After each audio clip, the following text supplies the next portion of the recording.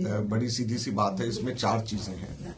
सबसे पहला तो कांग्रेस पार्टी स्पष्ट कर देना चाहती है कि किसी भी प्रकार के बाहर का इंटरवेंशन, फॉरेन पावर्स का इंटरवेंशन हमारी लोकतांत्रिक प्रोसेस में, लोकतांत्रिक प्रक्रिया में, इलेक्शन प्रोसेस के अंदर बिल्कुल अनुचित है। इसको हम किसी भी तरीके से अलाउ नहीं करते हैं और इसकी खिलाफत होनी चाहिए, इसकी निंदा होनी चाहिए, इसकी जांच होनी चाहिए अगर ऐसा हुआ है। एक सबसे पहला तो ये हम लोगों का इसके बारे में कहना है।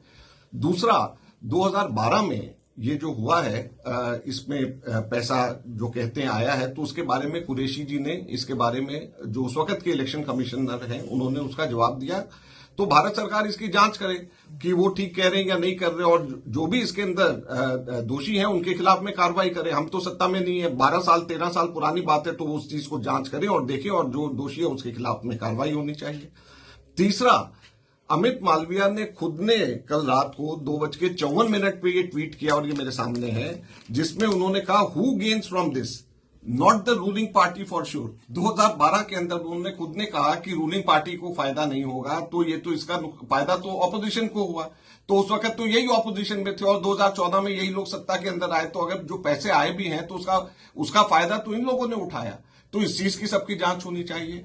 चौथा, जो इसमें सबसे महत्वपूर्ण बात यह है कि पिछले 10 वर्षों में लगभग $5,200 मिलियन यूएस एड के हमारे देश के अंदर आए हैं। इनका सालाना बजट $40 बिलियन का होता है। $40,000 मिलियन का सालाना बजट पूरी दुनिया के लिए होता है।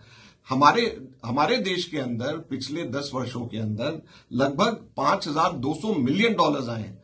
तो वो $5,200 मिलियन की भी जांच होनी चाहिए। ये जो 22 मिलियन कह रहे हैं उसकी भी जांच होनी चाहिए, और जो भी इसके अंदर सजा जिसको भी देनी है उसको देनी चाहिए। सरकार का काम है, सरकार को करना चाहिए। हम किसी भी प्रकार से फॉरेन पावर्स की इंटरवेंशन के खिलाफ हैं और ये नहीं होना चाहिए।